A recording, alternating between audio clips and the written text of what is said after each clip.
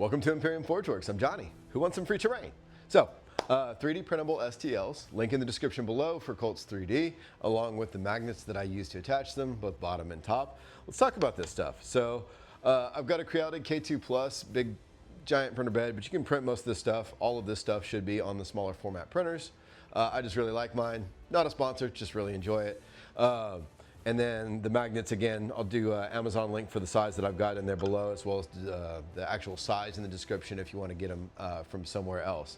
I printed all of this for about 17 bucks, magnets included, I want to say, and it's a full GW table of terrain for the most part, WTC, UKTC, whatever your format is.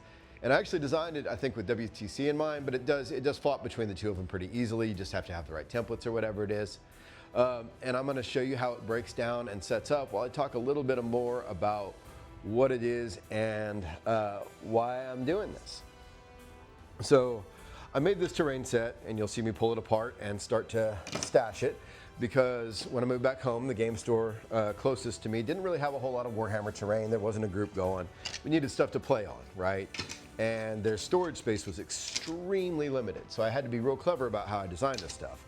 I also wanted some really clever storage solutions for my own purposes at home, because I like having terrain and I like having different terrain. I just don't like having 10 million totes of terrain that I don't have any space to store. And so I designed this, printed out. The store uses this and a few other sets that I'll start releasing over the course of the weeks in future videos, right? Let me go ahead and pause there for a like and subscribe, right? If you want to see the new videos that are going to come out where I release new terrain, scattered terrain, stuff like that, hit that subscribe button. Give me a like if you think it deserves it, etc., etc.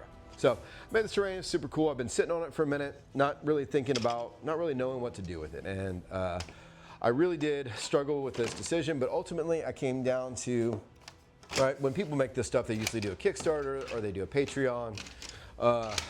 And that's just not what I want to do, right? I don't need a second job. I've got one. I want to grow a hobby channel, and I want to contribute to my hobby. So this is all free. And all of the terrain and scattered terrain and the things that I make for 3D printing on this channel are going to be free. In return, what I'm asking for is your help. And we can kind of get into what I want this channel to be, because what I want this channel to be is a place where we can collaboratively make terrain like this and scattered terrain better for tournaments, for home play, for store play. And so y'all can hopefully make me a better designer, so that we can create more stuff to put out into the community so that people have access to this, so that stores have good terrain that is not bulky and easy to store. The design philosophy and constraints, and I do want to talk about that for a minute. So this is the collapsed terrain. This is a 12 by 12 by 6 box, and it goes in here. This is where this terrain lives, and the design constraint and philosophy that I want to talk to you all about, that I want help with as we go into this effort, is every set of terrain, scattered terrain, templates, everything that you need for a table fits in this box. Every single time, every single set. That's our biggest design constraint. Because while I love some of the really cool decorative terrain that folks come out with, it's amazing. I have pieces of it. I enjoy painting it. It's just not the most helpful thing in a storage format. So we're trying to find that really cool balance. So I'll set this aside for just a second, then we'll go start setting it up again so you can see how easy it is to set up while we talk through that. So like I said, 3 reasons. I want y'all to help me become a better designer. I want y'all to help me become a better painter and a better player. And as we go through this series of videos, most of them at the start are going to be me releasing some of this terrain, showing y'all how it sets up, showing y'all what I like to do with it, and then a painting video to show y'all how I take it from black to something pretty decent, with a couple hours of work, really, because I don't like to spend weeks on my terrain. I certainly don't like to spend my expensive paints on terrain. And I want to make sure that y'all have a good example of that, and I can kind of show it off. So the first several videos, the first few weeks of videos that I'll release on Thursdays, every Thursday, assuming future Johnny can keep it together, is going to be stuff like this. It won't always be a full set. Sometimes it'll be scatter, it'll be templates, it'll be trinkets, things that are useful for the gameplay itself, as we set this up and as we do this. I want to be a better painter. I'm okay. I don't stink. I'm not the worst, I'm also not great, and I'm not the most productive. And I want to start making videos that force me to be a more productive painter. And so that y'all can help me learn new techniques, force myself to branch out a little bit from the things that I'm comfortable with, and become a better painter. I want to be a better player. I want to do some bat reps because I did those a little bit beforehand, and I always found that when I was having to record my games and watch them back to do voiceover work or whatever, editing, right? It made me see my mistakes more, and it turned me into a better player when I was doing that stuff. And then, oh, my goodness gracious. And yeah, that's what I want to do. I want to have a collaborative effort where we have these cool conversations about what this stuff is. I want to put out videos that show what this terrain can do. And as you can see, I mean, in the time we've been talking, I have completely broken down and set this terrain up again. It's super easy, right? Magnets on top, magnets on bottom.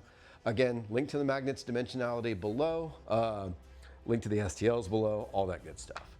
So what I think is different about this terrain, what it does really great is that stacking mechanism, is the magnet mechanism, and it's the ease of the printing. Again, like 17 bucks to do this whole thing.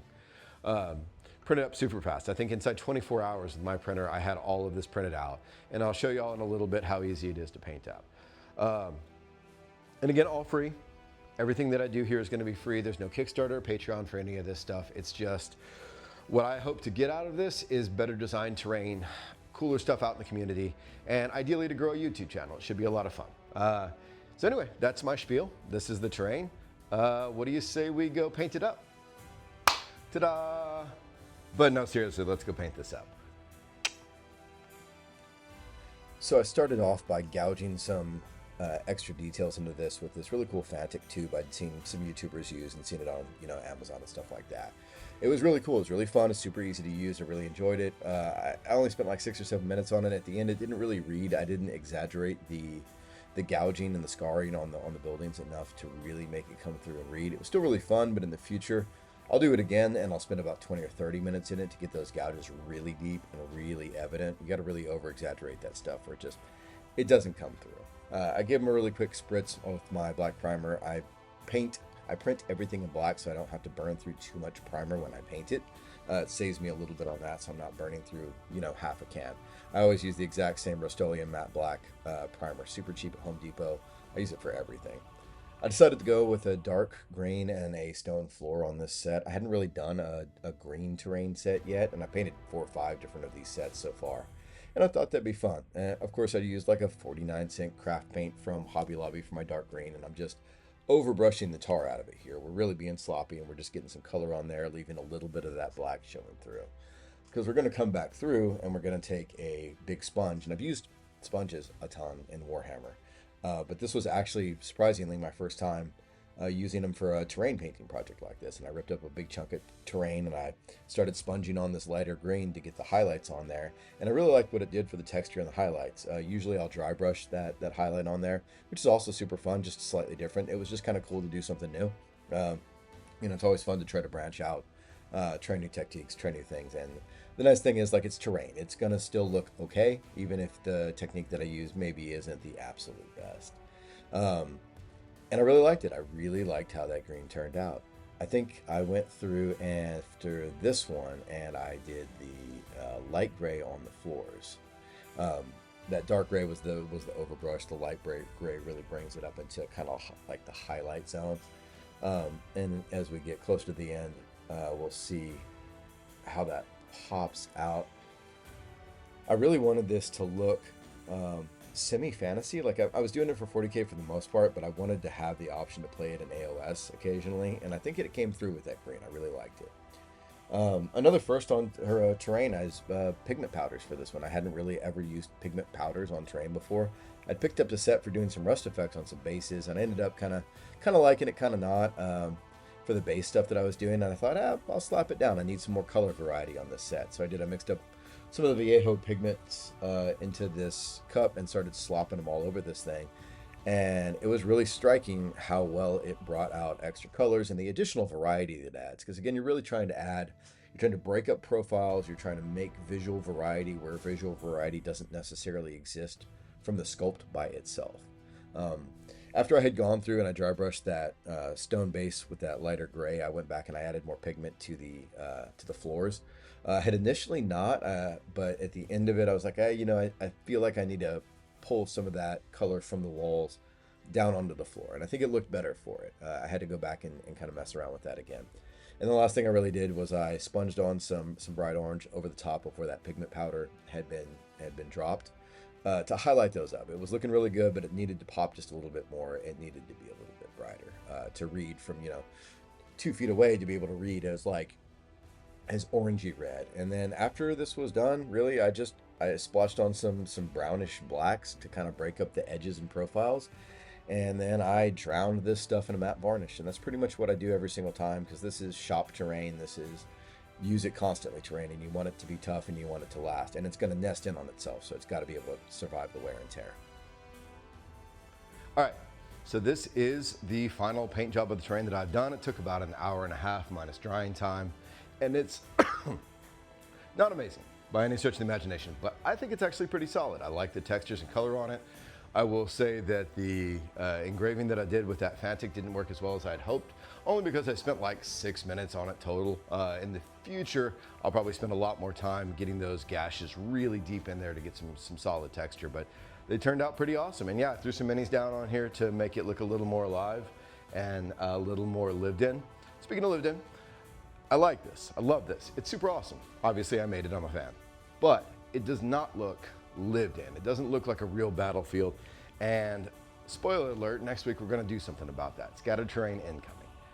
So this is not what I consider the full table, but it is a really good intro to what I think you can do with $17 worth of printing and magnets and an hour and a half of paint time. And I honestly don't think it sucks.